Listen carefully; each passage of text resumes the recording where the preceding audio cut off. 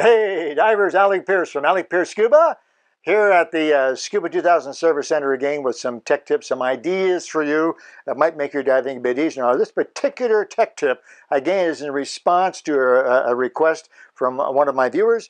Thank you very much. Keep them coming in those comments. It really helps. And this particular tech tip is how to replace a hose on your regulator. It's not complicated. I know that your regulator is a breathing device, a life support device, some people call it, and I guess that's true, but it really is not a complicated procedure. But there are a few things that you need to know, and I'll show you quickly how to do it so you have the right tools and so on. Right? Very simple. This is a pretty standard regulator, pretty typical regulator. Has a primary, has an octopus, a safe second on a longer hose, of course. It has a SPG, a high pressure hose for an SPG, submersible pressure gauge, and it has a low pressure hose for a BC. This is about as standard as you can get. There might be other hoses, you might have a dry suit and other things as well. But this is a pretty standard setup for a recreational type regulator, so that's simple. Now when I'm working on hoses, I always mount the regulator on our bench regulator, our bench valve here. It keeps it nice and solid so I can pull and tug and turn on it. If you're doing this, either put it on a tank if you have one, makes it easier, no air, you don't need to have air, but put it on the top of the tank. That way the valve holds the regulator for you so you can work on it and make sense. Failing that, you'll have to find some way to keep the regulator solid as you put hoses on and off. Okay, what do you need for tools? That's even easier. I call it half 9.5. You need to have a half-inch. Occasionally you come into hoses that are half-inch. The hex nuts are half-inch. Most commonly 9 and 5. That's 9/16 and 5/8. Sorry, they're not metric. Some regulators are metric, or you could use metric equivalents. They're pretty close, but you're best to have the exact sizes. And the vast majority of regulators, certainly sold in the Western Hemisphere, use standard sizes. So 9/16 and 5/8. If you have a half 9 and 5 wrench, half-inch, 9/16 and 5/8, you can change all the hoses. Occasionally, you might want an 11 and 3. So 11/16 and 3/4. So half 9.5, 11 and 3. You got it? Half-inch, 9/16, 5/8, 11/16 and 3/4. That's all you need.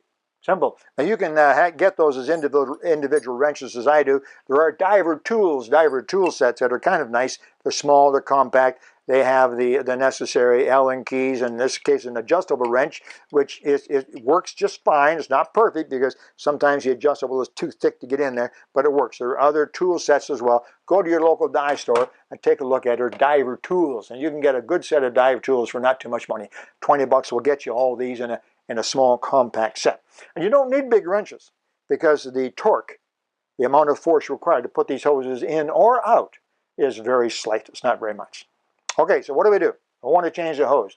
Let's say your BC hose is leaking. You want to change the BC hose. BC hose, that'd be this one right here. BC hoses almost always are 9/16. Some of them are only half-inch, the odd one is 5/8. That's why you have to have those four. I'm putting this rubber glove on because the rubber glove makes it easier to pull back the hose protector. These are your hose protectors. You know what hose protectors are. And the hose protectors sometimes get on there really tightly and they're hard to get out, if they're on there properly. So you pull the hose protector back. Now I'm going to take a moment right now, stop right there where we're talking about hose protectors, and tell you something that's a personal irritation to me. And that is hose protectors. I don't like them. You need them. If you have rubber hoses like this, you need to have hose protectors because hoses will tend to crimp, and they crimp very sharply right there at the metal ferrule, breaks down the rubber, breaks down the nylon, and the hose is ruined. We see it quite often. So this $2 hose protector is worthwhile. The hose protector needs to go right up tight to the regulator body when it's on there properly, right up tight like that. See that, Kevin? No hose protector, hose protector. That's the way it needs to be. Why don't I like them? Well, besides the obvious fact that they're hard to get off and on if you're servicing them, the other problem is that hose protectors trap salt and sand. So these nice shiny fittings become pretty crummy. Let me show you this. Let's take this regulator over here. Here's a regulator, and if I pull back the hose protector on some of these fittings, these nice shiny hose fittings are not nice and shiny anymore. Let me show you the one on the pressure gauge if I can spot it here. Here's the swivel. It has a hose protector on it. Can you see that, Kevin? Can you see how that's supposed to be beautiful and shiny? And it isn't. Let me see what this one's like on here. That's a little better. But you see the problem? And that hose protector gets corroded from the salt water. That salt water is actually getting inside on the swivel pin and causing all kinds of problems. Let me show you another one. Sorry, Kev, I dropped that too fast. Get this one off here. That's not too bad. Here's the safe second. Look at here. It's supposed to be nice and shiny and clean, and it's all corroded. Look at the green and the brown down in there. That is not because the diver didn't try to rinse it. It's because the diver rinsed it, but he didn't pull back the hose protector. So salt water and sand are trapped in there. He gives it a rinse, even if that's a soak, but there's nothing to make it move around. You got to pull that darn thing off of there and take it off. I don't know why these are on there. I wish that the manufacturers did not put these on the regulator on the second stage. This is supposed to swivel. When this rubber hose protector goes on there, it still swivels, but not as easily as it should do. And it traps salt and sand in there. I see it all the time, and it's a nuisance to clean this. Very hard to clean this because I have to get a special plug for the hose and put it into the ultrasonic. It's just a nuisance. I wish they weren't on there, but they are on most higher end regulators for sure. Please, divers, please, every once in a while, pull your hose protectors back on the swivel of the pressure gauge and on the swivel of the regulators as well. Pull this back like that. Turn this underwater, rinse it really, really well, clean it off really well, and on the first stage too. Okay, let's carry on with changing the hose. So now what do? Well, now the rest is easy. Find the appropriate wrench. In this particular case, this one's 5/8. So we're taking off the low pressure hose, right? Am I right? 5/8? 5/8. You just loosen it slightly. It doesn't take much, and unscrew it. Not complicated at all. And so now you inspect it and see what the problem is. If you're replacing the hose because there's something wrong with it, the hose itself is leaking, then get your new hose from the supply and let's put the new hose back in. Check and make sure that the O-ring is in good shape. It doesn't have little feathers, little rubber feathers. Feathers.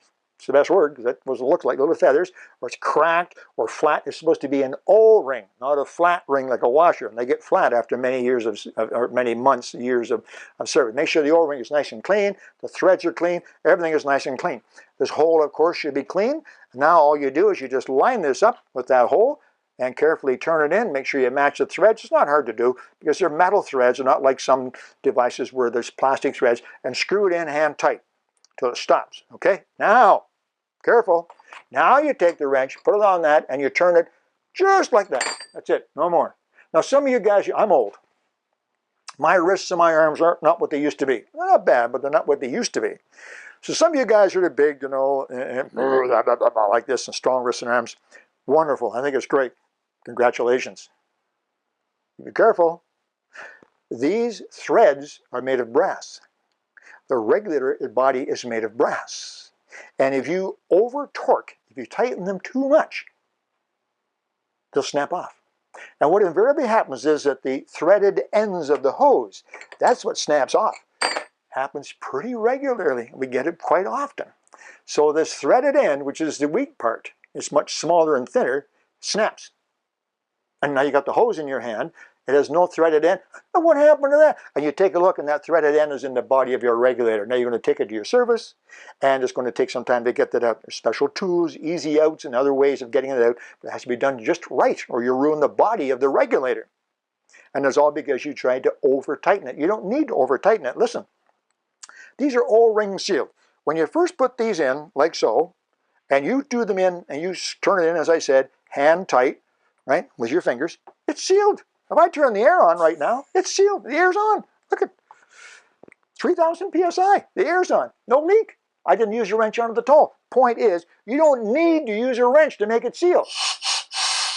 So don't go crazy with this. This is just to make sure it doesn't come off accidentally. Put it on like that and go, okay, good, stop. If you start to grunt and groan, you're going to break it. Trust me. SPGs are almost always 5/8. This one is 5/8, same thing. Take it off, undo it. The SPG high pressure hose is the one that most commonly breaks. There's a bit of air still in there. This is the one that most commonly breaks. It's under high pressure, first of all. And secondly, it's designed, if you take a look at your SPG hose and look along the length of it very carefully in light, you'll see, there it is, you'll see a row of holes along there so that the inner core starts to leak. That air comes through the nylon binding and leaks out through the rubber, through those little holes. So that is there intentionally. Those little, that row of hose is supposed to be there. There's nothing wrong with the hose. That's so that this rubber casing doesn't get bigger and bigger and grow a little wart on it and get bigger and pop bang, it's there to let the hose out. So if you've got water, if you've got air leaking out along the length of the hose, that hose is ruined, so you have to replace it. Same thing, check the O-ring carefully, make sure the threads are clean, and put the new hose back in. Just make sure it's straight. That's all there is to it. Turn it in, it goes finger tight, 5/8 on there. That's it, no more. Turn the air on, no leak. Did a good job. Done this before. That's all there is to it. It's the same on your safe seconds, same on your primary. They're all exactly the same. Now, if you for some reason want to remove the second stage, I can't think of any reason why a diver would want to remove the second stage. Once you remove the second stage, then you are getting close to causing some problems inside the regulator because adjustments are made right here at this joint. Well, what you'll need for this is a larger wrenches. You can do it fairly easily. Right against the plastic body, there is a fairly large nut. It's usually 3/4, as in this case, and then next to it there's another nut. Next one out, second one out. It's usually 5/8, and you undo it. Now you notice that when I undo this, watch. You see, the hose is coming off. This fitting stays on the regulator. Now, if you take this fitting off the regulator, well, don't do it. All kinds of things happen. Parts fall off on the inside. You mess up the adjustment because inside this hole is where the adjustment is made and so on. But if you have to replace the hose, you can do that. But you see there's a swivel end on the hose. It's just the hose you want to replace. So what you're doing is you're holding this fitting on the second stage firmly and removing the hose. Don't tighten this tightly because you'll break the plastic of the body. Cost you a lot of money again. So take the hose off and then again, check that there is actually an internal O-ring. Make sure all this is nice and clean. Put it back on. Screw it up hand tight again. Now hold the big one on the body like so and take the 5/8 like so. Put it against there. Hold it all steady. Good. Done. Just like that. No tighter. It's O-ring sealed. Doesn't have to be tight. Don't make it too tight. You'll break something. And then if you have them and if you haven't cut them off as I've done, slide your hose protector back over. Make sure it's clean and you're done. Really very easy. It's not that complicated. The things to remember, pull those hose protectors back and clean those swivel fittings and the hose fittings on the first stage once in a while so they don't get all corroded. And secondly, if you do take a hose off, very easy. And when you put the hose back on, don't over tighten. Hand tight, just a little bit more. Not even 1/4, just a little bit more. Just until you feel high resistance and stop turning. I hope that answered the question of the viewer who asked about changing regulator hoses and gave some of you some ideas on how it is. It's actually pretty simple. I know divers who've gone on a dive down south and they have said, oh, one of my hoses leaked and I had to rent a regulator. Cheapers. I suppose it's possible that would happen, but it ought to be even easier just to change a hose. Surely the local dive store down there, the rental store would have a hose. They change their hose their own all the time. You can either rent or purchase a hose and change it yourself. So maybe that'll help a little bit. I hope so. Talk to you soon. Alec Peirce from Alec Peirce Scuba Tech Tips.